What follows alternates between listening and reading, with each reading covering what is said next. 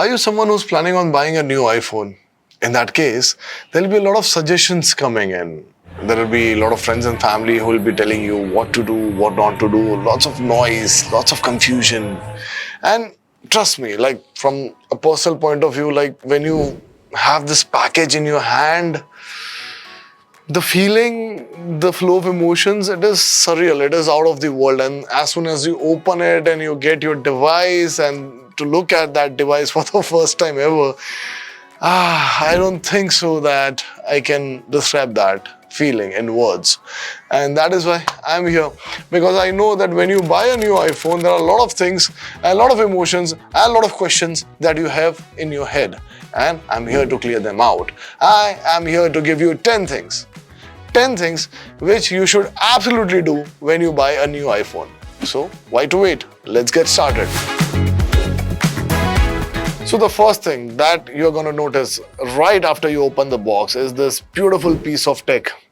Just take a moment. Take a moment to look at this. Just look at this, right? And after that, you'll notice that it does not come with a charging adapter, aka a charging brick, aka a charging dock. Yep, you do not have that. So when you buy one of the most premium, one of the most good-looking piece of tech on the face of the earth, in that case, you should not save money on the charger, right? And that is why you should always buy your charging adapter from Apple Store, like online or offline, doesn't matter.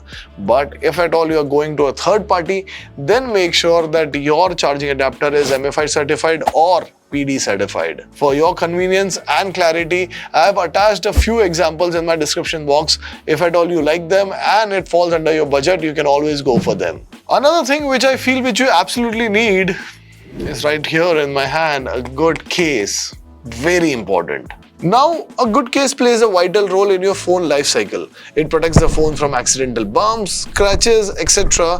But also, if not bought of right quality, it can cause overheating problems and might create signal issues. Hence, make sure you buy a good branded case for your iPhone. You can always go for Apple's online or offline stores for the same, or else you can also go for brands like Spigen or ESR for a good third-party experience.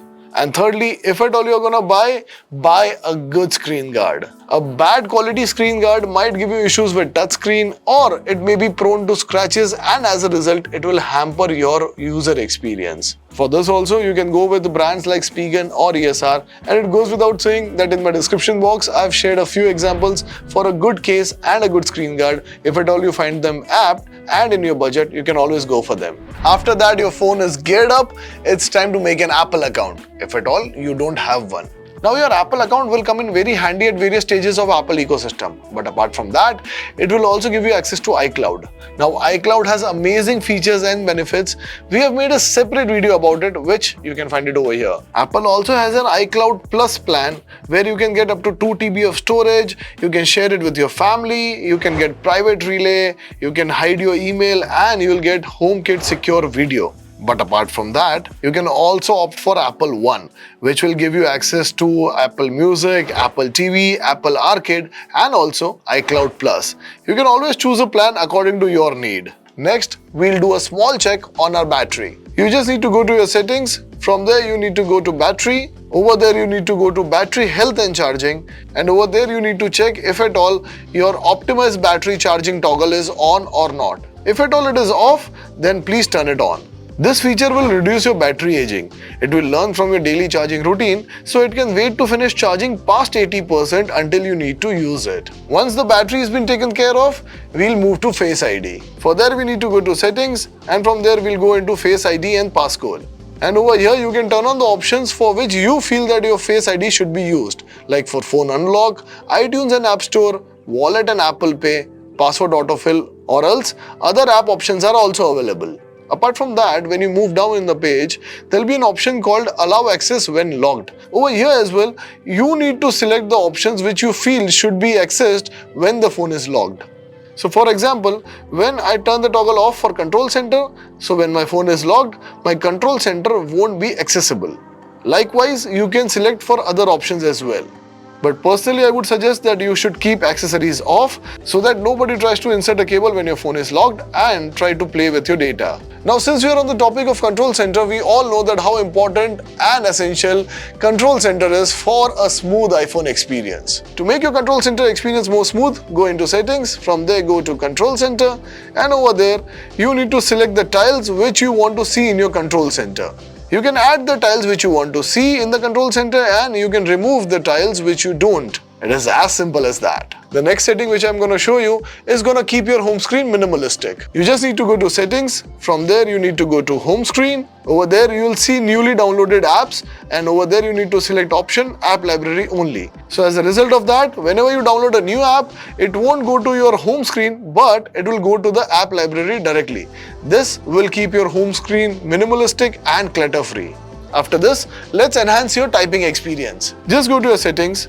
From there, go to sound and haptics. From there, go to keyboard feedback, and over there, turn the sound off and turn the haptic feedback on. So as a result of this, whenever you're typing, you'll get a very fine haptic feedback which will give you a feel of physical keys while you're typing. And of course, the sound is off because nobody wants to listen me typing, right? And last but not the least, don't forget to go to iPhone user guide. And no, it's not inside the box. iPhone user guide is available online and it is very helpful.